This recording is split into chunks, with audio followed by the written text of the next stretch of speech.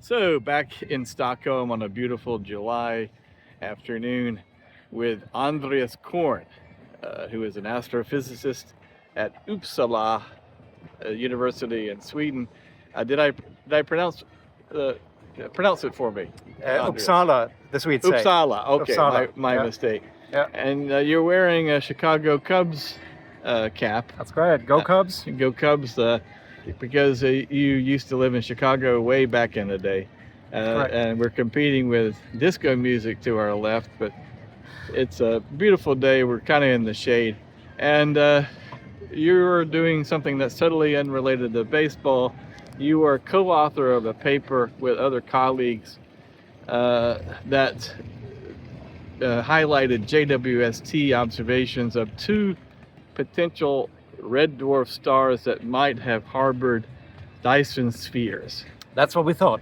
So tell us about this. Yeah. So this is follow-up with the James Webb Space Telescope in order to see whether two stars that we identified in a survey of round about 1 million stars conducted with the Gaia space mission and the WISE infrared space mission to look for stars that have surprisingly low fluxes in the optical and surprisingly high fluxes in the infrared. And this we proposed as a potential signature of technological signatures of an extraterrestrial civilization called, or referred to in general terms as a Dyson sphere, something that a civilization would potentially build around their star in order to harvest as much energy from the central star as possible. So we did these observations, essentially a catalog search among starting from 1 million stars. These are stars in a volume around the sun of about 1,000 light years or so, and singled out 7 dwarf stars, 7 M dwarfs, the most common star in the universe, that had the signature that we were looking for. Slightly too faint in the optical, but with a lot of infrared light, a lot of emission in the infrared, and then we were kind of stuck because we could do optical spectroscopy, follow-up observations with ground-based telescopes, and we did that also, but could find nothing suspicious in the optical spectra of these stars. And then we proposed to the time allocation committee of the James Webb and said we would like to follow some of these stars up. They are SETI targets, but they could also be interesting from an astrophysical point of view. So they're search for extraterrestrial intelligence targets as potential harborers of a very advanced civilization that is using artificial means to harness the energy of their star. Correct. Around a red dwarf planet. Red dwarf star, yeah. A red dwarf star, yeah. rather, excuse me. And basically you ruled it out because of... So we did these observations, and we have the James Webb has an infrared imager and spectrograph on board, and so by taking images at high spatial resolution, we could immediately see that what we're seeing at the location of those two stars that we followed up is a star, of course, the M dwarf itself, and then behind that star is a galaxy, a very red galaxy, a galaxy of the type that we call hot dogs. So these are stars that have a lot of dust, and they're obscured by dust, and that makes a lot of reprocessing of optical light into infrared light. That's why they shine brightly in the infrared. And tell us why you call it, what the acronym is. Yeah, so HOT stands for that these are galaxies that are fairly hot. They have a temperature, the interstellar medium in that galaxy has a temperature of, let's say, 100 Kelvin, which is fairly hot because the universe is 3 Kelvin hot only. And then DOG stands for dusk obscured galaxy. So that's why the acronym, a little bit funny, is called a hot dog. And you are not normally involved in SETI at all. Your research is on lithium in the early universe, if I remember correctly, the last time we spoke. But you were brought in because you are a stellar spectroscopist. That's right. So in an earlier phase of this survey, this search, we, as I said, looked for many stars in the Gaia catalog, and then cross-correlated that information with stars in the WISE catalog that gives us information about how much infrared flux they have. And in that search we found these 7 dwarfs. And the first step was to follow them up with optical ground-based spectroscopy, which we did. And we could find nothing conspicuous. I mean, there is a number of astrophysical scenarios where such an M dwarf can also produce infrared emission.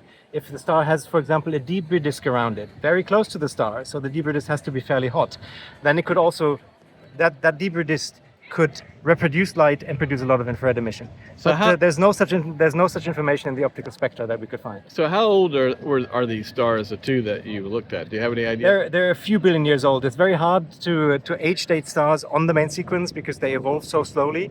But there's nothing to tell us that they are young stars, and this would be something that you would connect with the scenario where they have hot Debris disks. And there are 5 other candidate stars, Right? but you don't have the observing time on JWST. No, we applied for 4 of them, and we're getting more with James Webb, but we don't get them all because it's just observing time constraints, so to speak. These are fairly faint M dwarfs, around 15th magnitude, so nothing that you can observe with the naked eye, and so the observing time on the James Webb is also not entirely insignificant.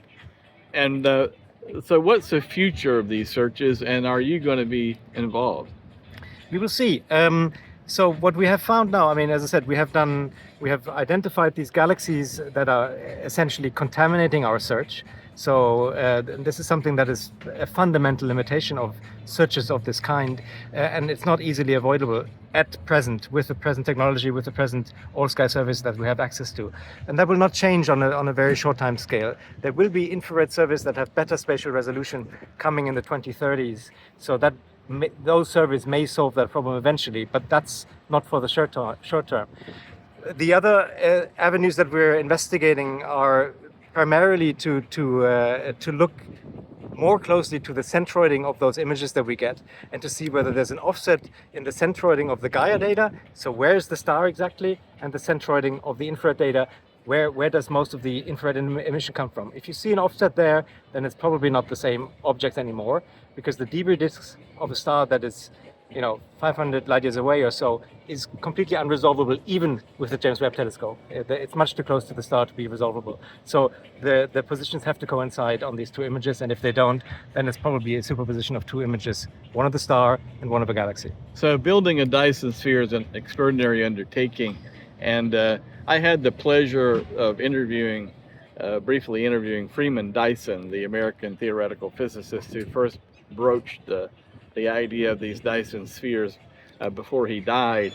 And you and I were having this discussion, and there's no clear-cut reason for these highly advanced civilizations to build a sphere except to harness the star's energy for some reason. But I argued that we are using less and less energy as our technology becomes more efficient. Of course, we're in a young phase of AI, which is getting all the attention, probably, and all the energy, all the energy. And even in my home county in Georgia, there's an argument over whether to allow an AI data center to come in, and I personally am against it. But not because I'm against AI. It's just I'm worried about the environment and the follow-on effects. Yeah.